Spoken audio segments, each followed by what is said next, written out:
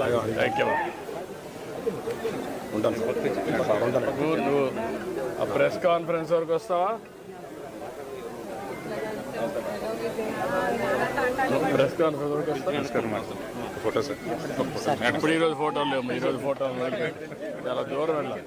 Thank you. Thank you.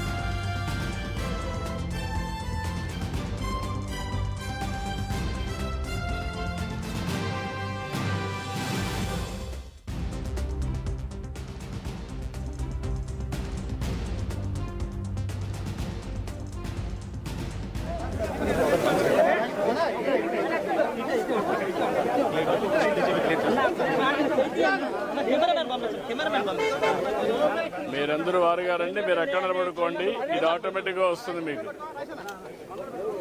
మీ లోగోలు ఏం అవసరంలా, ఇది వస్తుంది, తీసుకోండి.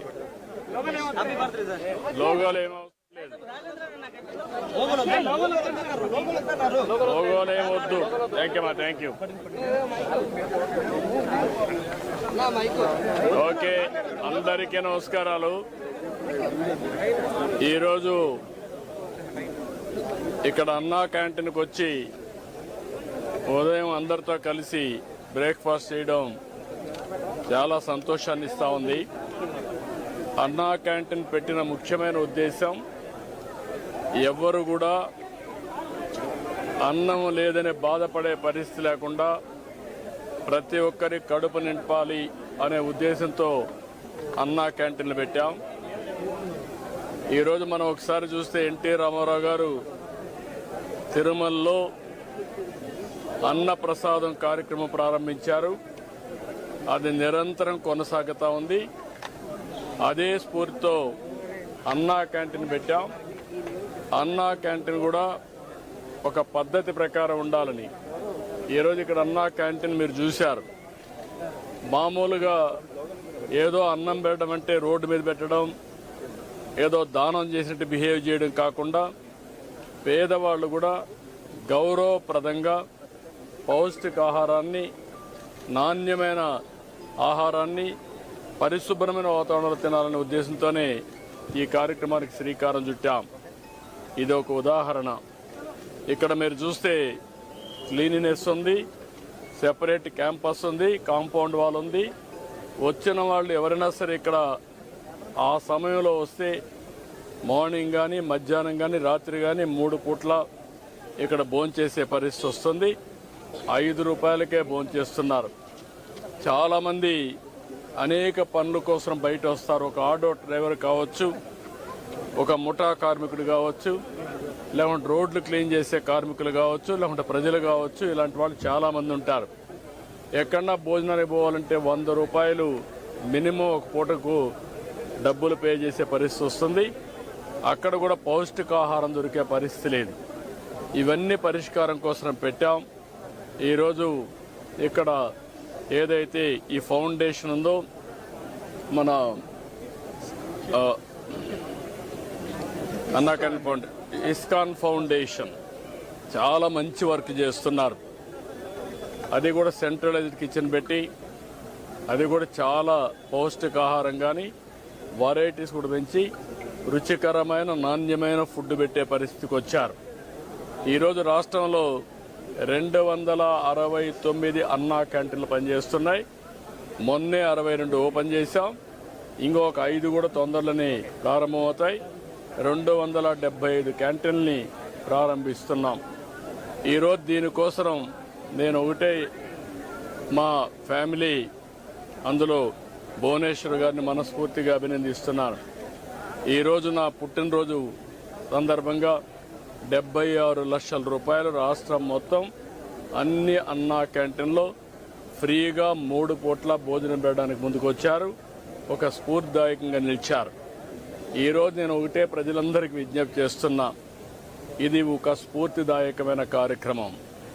అన్నదానం అన్నింటికంటే మహాపవిత్రమైనది.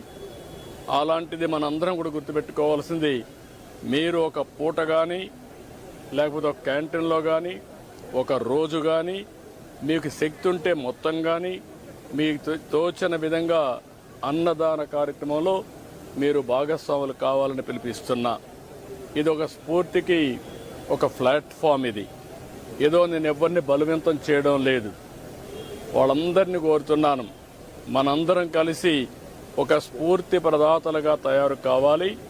ఈ రాష్ట్రంలో ఏ వ్యక్తి ఆకలితో బాధపడుతున్నాడు అనే పరిస్థితి రాకూడదు.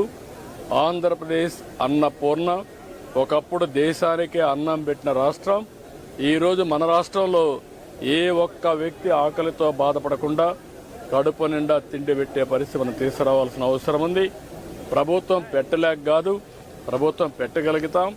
దానికంటే ముఖ్యంగా ఒక స్ఫూర్తికి ఇది ఒక ప్లాట్ఫామ్గా తీసుకుని మీరందరూ భాగస్వాములు కావాల్సిన అవసరం ఉంది.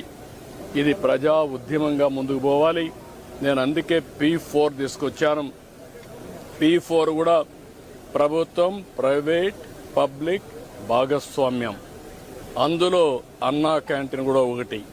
ఇది ఒకటే కాదు, డబ్బులుండే ప్రతి ఒక్కరు కూడా టాప్ 10%, బాటమ్ 20%ని అన్ని విధాలా ఆదుకోవాలి. అందుకే పేరు కూడా MBK అని పెట్టాను.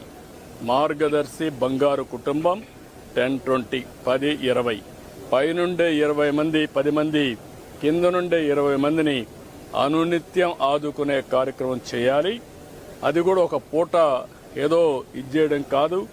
ఒక పూట కాకుండా వాళ్ళని short term, medium term, long term ఈ 3 దృష్టిలో పెట్టుకొని మనతో సమానంగా వాళ్ళని పైకి తీసుకొచ్చే పరిస్థితి, అన్ని విధాలు ఆదుకుని సమాజంలో ఆర్థిక అసమానతను తగ్గించే దిశగా అందరూ ఆలోచించాల్సిన అవసరం ఉంది.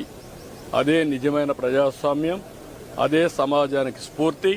అలాంటి కార్యక్రమంలో భాగంగానే ఈరోజు ఇక్కడికి వచ్చినప్పుడు నాకు చాలా సంతోషం కలిగింది. చాలామందితో ఇంటరాక్ట్ అయ్యాను. వాళ్ళ ఆనందం చూస్తే నాకు చాలా తృప్తినిచ్చింది. ఈ కార్యక్రమానికి సహకరించిన భువనేశ్వర్ గారిని మనస్ఫూర్తిగా అభినందిస్తూ, కుటుంబాన్ని మనస్ఫూర్తిగా అభినందిస్తూ మరొకసారి రాష్ట్రంలో అందరికీ విజ్ఞప్తి చేస్తున్నా, ఆంధ్రప్రదేశ్ అనే మాట అన్నపూర్ణ. ఈ అన్నపూర్ణలో ఎవ్వడు కూడా ఆకలితో బాధపడకూడదు. గడిచిన ప్రభుత్వాన్ని చూశాం, ఇలాంటి బంగారు లాంటి క్యాంటీన్లు. దీన్ని చూస్తే ఎట్లా మనసు వచ్చిందో నాకైతే తెలియదు. పేదవాడికి తిండి పెడితే సహించలేక ఆ క్యాంటీన్లు క్లోజ్ చేసే పరిస్థితికి వచ్చారు. మామూలుగా ఎవరైనా భోజనం పెడతామంటే వాళ్ళ మీద తప్పుడు కేసులు పెట్టి వాళ్ళు అరెస్ట్ చేసే పరిస్థితికి వచ్చారు. అంటే ఇది ఏమీ కాదు, వాళ్ళ యొక్క ప్రవర్తన, వాళ్ళ యొక్క మనస్సు యొక్క ఆలోచన విధానం. అంటే పేదవాడు తిండి తింటే కూడా భరించలేని వాళ్ళు రాజకీయాల్లో ఉన్నారంటే, పరిపాలన చేశారంటే రాష్ట్ర ప్రజానీకం గుర్తుపెట్టుకోవాల్సిన అవసరం ఉంది. అందుకే మరొక్కసారి కోరుతున్నా, అలాంటి విభిన్నమైన పరిస్థితులకు మనం వ్యతిరేకంగా మనమందరం కలిసి సమిష్టిగా ముందుకు పోయి ఈ రాష్ట్రాన్ని అన్ని విధాలు ఆదుకోవడానికి ముందుకు రావాల్సిందిగా మరొక్కసారి కోరుకుంటూ, రాష్ట్రంలో చాలామంది ముందుకు వస్తున్నారు. వాళ్లకు తోచిన విధంగా వాళ్ళందరూ కూడా కాంట్రిబ్యూట్ చేయడమే కాకుండా ఈ ప్రభుత్వం సక్సెస్ కావాలి.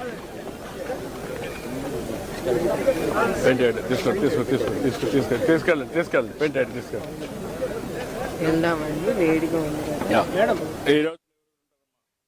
చెప్పి మనస్ఫూర్తిగా ఆకాంక్షిస్తూ అందరికీ నమస్కారాలు. జై హింద్.